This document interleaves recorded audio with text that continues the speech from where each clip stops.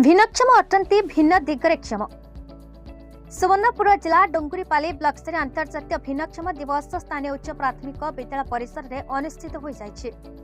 कार्यक्रम प्रारंभ में भिन्नक्षम छात्र छात्री अभिभावक शिक्षक शिक्षयित्री सचेतनता शोभा यात्रा शहर परिक्रमा करते।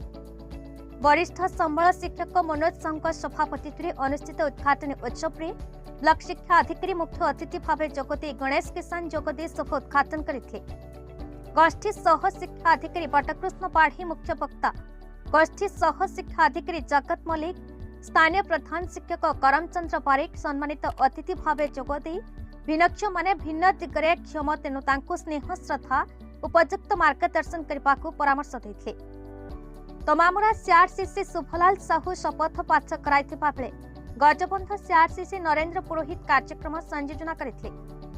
अनुष्ठित विभिन्न प्रतियोगिता परिचालन में कला शिक्षक अनिल अग्रवाल, श्याम कुंवर, केशव कुंवर, रिंकू प्रधान, शारीरिक शिक्षक अशोक बुधिया, गुणनिधि साहू, शिक्षक अनिल भोई, धर्मेन्द्र हरिपाल, निर्मला पात्र, हेमांगिनी दास, सीआरसीसी रमेश भोई, सुधांशु साहू, प्रवीर भोई, राधेश्याम रथ, दिलीप प्रधान, सुरेश नायक, सौरभ साहू, पूर्व सीआरसीसी धबीर दोरा, सुरेश पुजारी, अन्य समस्त सीआरसीसी शिक्षा कार्यालय समस्त कर्मचारी शिक्षक शिक्षयित्री सहायक आनंद प्रधान विभूति प्रधान सहयोग करते।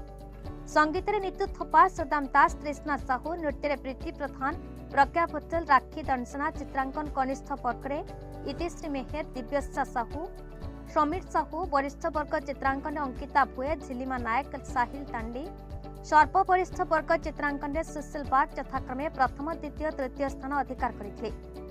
अवसर में केन्द्र टिक्रा प्राथमिक विद्यालय भिन्नक्षम शिक्षयित्री मदना पुतल को फुलतोड़ा उपचौकन दे सम्मानित कर ब्लॉक विभिन्न विद्यालय प्राय 220 ऊर्ध्व छात्र छात्री पितामाता अंशग्रहण करते।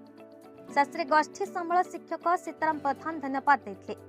वरिष्ठ गोष्ठी सह शिक्षा अधिकारी गंजलु मिर्था समस्त कार्यक्रम तदारख करते। सुवर्णपुर जिलूर श्याम सुंदर पंडा रिपोर्ट, भारत न्यूज।